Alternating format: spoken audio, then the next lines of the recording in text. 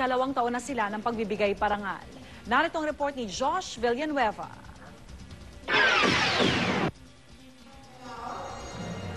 Sampung taon na ang nakalipas matapos unang gamitin ang salitang blog upang tukuyin ang mga diary o journal sa internet. Ngayon, bahagi na ng buhay ang blog para sa maraming Pilipino.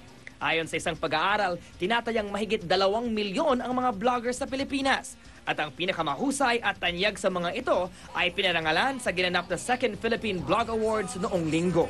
36 na award ang ibinigay sa iba't ibang kategorya katulad ng business, entertainment, food, fashion at technology.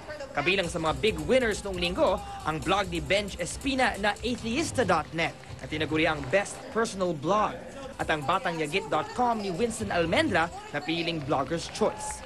Nagbistulang artista ang mga Blog Award winners na kinuhanan ng mga autographs, nilitratuhan sa red carpet at pinagpiestahan ng media.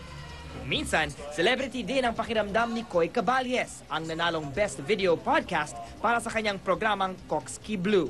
Mas nararamdaman ko nga na celebrity kasi sa work, na-discover ng office mates ko yung videos ko. Pero para sa mga vloggers, hindi kasikatan ang dahilan kung bakit mas maraming Pinoy ang naaakit mag-vlog. Mga tao talaga ngayon gusto nilang ipahayag yung mga opinion nila. Gusto nila talaga na marinig sila. Isang taon na naman ang susunod na Philippine Blog Awards. Kaya kung kayo ang tipo na maraming gustong sabihin, pwede nyo subukang mag-vlog. Bukod sa pagkakataong magkaroon ng sailing mambabansa at mga tagahanga, malay nyo, kayong susunod na magkaroon ng isang karangalan katulad nito. Para sa unang balita, Josh Villanueva, nag-uulat.